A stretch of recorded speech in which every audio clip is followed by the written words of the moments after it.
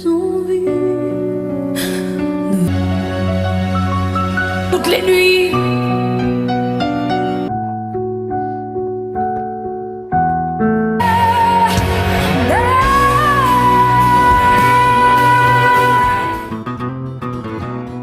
Yes, so Hairless here.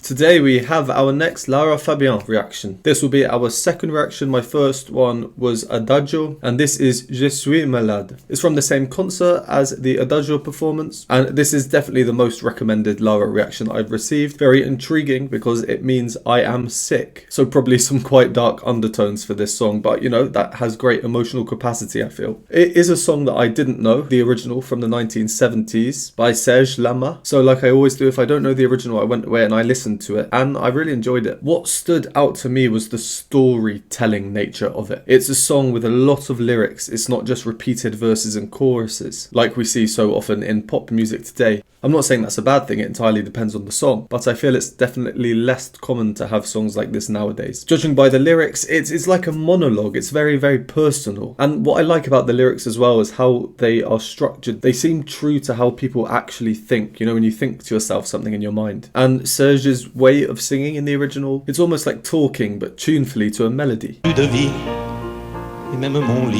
And because of this, it's much more rhythmically free as well. LARA obviously has a phenomenal voice, so I'm not sure how much talking she'll do. I don't know how similar it's going to be to this original, but I'm very, very intrigued. So without further ado, let's get straight into it. By the way, I have looked at the lyrics in advance and the translation of them, and I will have the translated lyrics playing in the video, but you just can't see them because I crop it.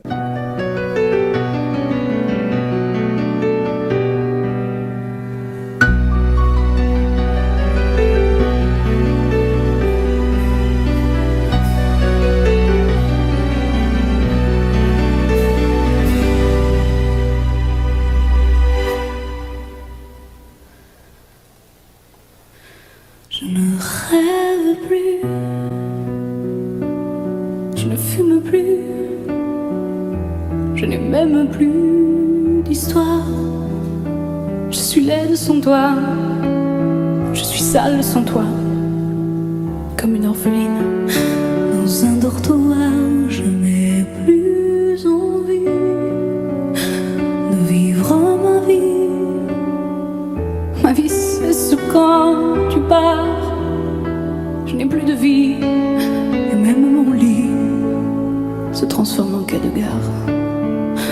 Quand tu t'en vas, je suis malade, complètement malade, comme quand ma mère sortait le soir et qu'elle me laissait seule avec mon désespoir. Je suis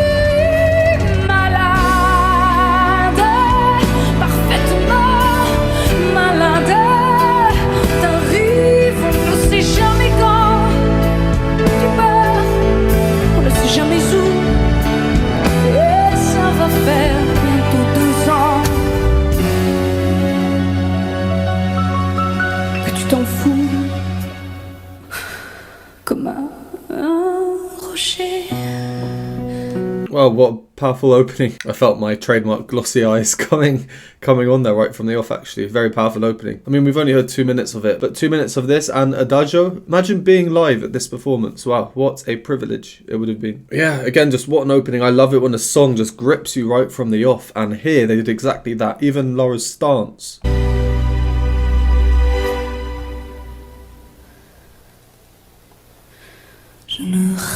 And the silence before she sings, what stage presence. As usual, let's just go over and analyse some of what we've heard so far. If you don't want to hear any analysis, go to the timestamp here. So following on from what I said in the introduction about the style of singing in the original, which is more kind of talking for a lot of it, this is just a completely different style of singing, which means it's a different style of storytelling. Laura elongates her sung notes, but with a more reserved kind of voice. If we're to compare, Je ne rêve plus, ne fume plus. Je ne rêve plus, je ne fume plus. But both are equally effective at storytelling, at getting the message across. It's just down to personal preference. Interestingly as well, this silence that Laura starts with, that did come in the original. Laura just holds it for longer. Je ne rêve plus.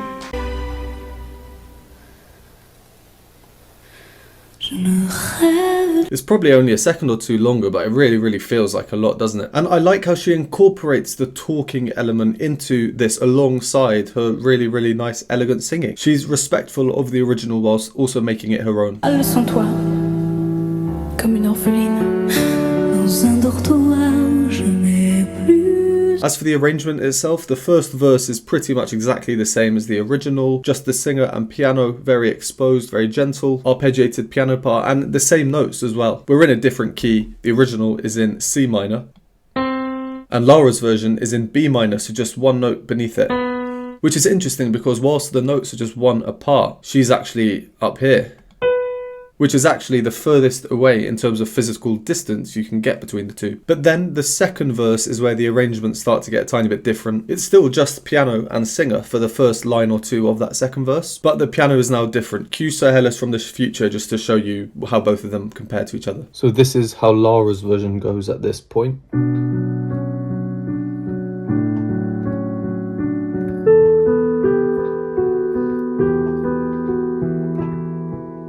And this is how the original goes at this point.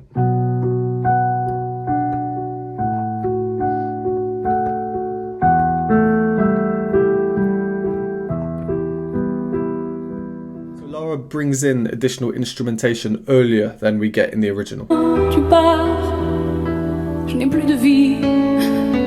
You can hear them in the background there, but very faintly, very quietly. In the original, the extra instruments enter with the chorus. Tu t'en vas, je suis malade.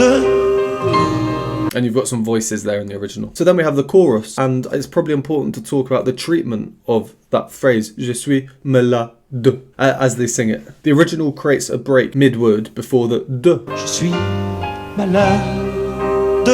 Lara doesn't do this. She chooses to just go straight through, creating more of a whole feel on the word.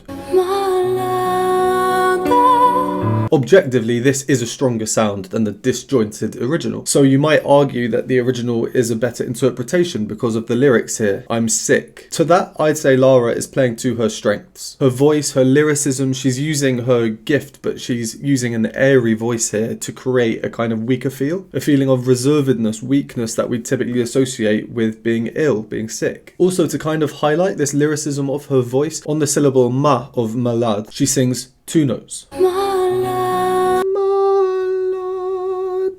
Doing this acts as a joining feature even between syllables to keep the flow of the word going. And then we get this line here, which is really the first sign of Lara's powerful voice that we're seeing in this performance, which is interesting because she's saying how her mother used to leave her alone with her despair. This lyric here is arguably a sign of weakness, so it's a nice choice to use this line as the turning point from vocally going weak to strong. There could be many reasons why she chooses to do this and what the intention is. I'll leave it down to the viewer to decide, but it does lead into the first kind of big powerful chorus, and the original has a similar thing going on. Yeah, I really like it. Nice song, great performance. Let's carry on. Comme un péché,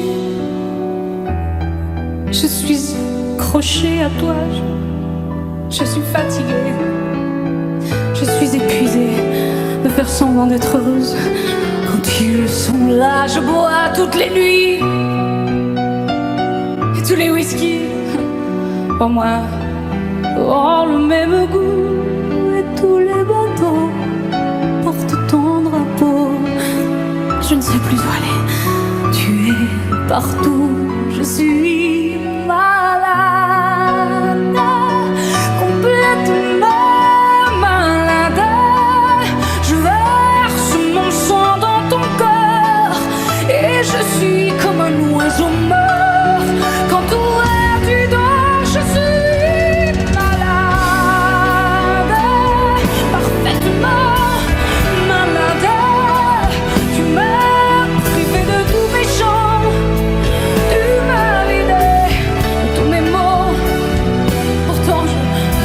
J'avais du talent avant ta peau. Cet amour It's got quieter. I feel it's about to get quieter, contrast to what we just had. When we continue, I'll rewind a little bit so we can hear that previous section before carrying on till the end. I just think this section's so nice. We had some really, really powerful singing, but also she had quite a bit of speaking as well. She's speaking, such as here. Je suis épuisée de faire semblant d'être heureuse. Quand ils sont là, je bois toutes les nuits. Which then leads into a rather unexpected, raspy, croaky voice. To me, that sounds like the voice of a broken person. And with the line that we have here, I drink every night, it's the admittance of this mental deterioration, this descent into alcoholism. And then after that, we get this hushed, quieter tone again. Tous les bateaux portent ton drapeau. You know, it's more delicate. This performance just has so much variety within Lara's voice itself. It's great. We never know what's coming next. And the fact that the lyrics as a whole don't improve throughout the song. You know, there's no happy ending. There's no positive trajectory or like a positive arc towards happy things. Things are bleak. They're sad. The singer is sad. So we don't have any preconceptions about what to expect next. Like, oh, it's going to get happy. This element of unexpectedness and how much variety Lara can just do and change from phrase to phrase is really, really important in keeping the listener engaged. And then this bit here, I don't really need to say anything about it. Let's just watch. She has a magnifique stage presence. Et je suis comme un oiseau mort. Quand toi tu dors, je suis malade. And just after where I paused, actually, there's something about her facial expression, as well as her singing, but her facial expression that just really makes you believe that she is a sick person. And I feel weird saying that because she's obviously very, very healthy and vibrant, but it's in the eyes. I believe the eyes can tell you so much about how someone is feeling. And the impression I get here is that here, in this performance, this performer, she is sick and tired of being sick, ill, depressed. She's fed up. She's defeated. Just something there about this couple of seconds. I don't know what it is. Maybe it's just me. And then where we got to, you know, these mannerisms, I'm excited to see what happens now. I'm thinking, what's happening? What's going to come next? On that note, let's carry on. I'll just rewind a bit and then we'll play to the end.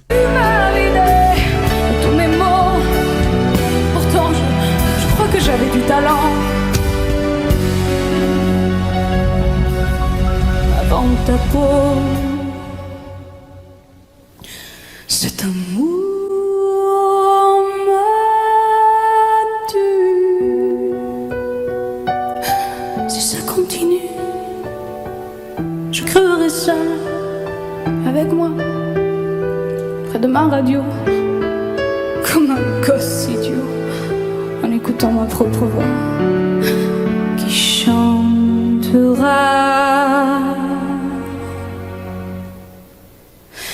Je suis malade, complètement malade, comme quand ma mère sortait le soir et qu'elle me laissait seule avec mon désespoir. Je suis malade, c'est ça, je suis malade, tu m'as privé de tous mes chants, tu m'as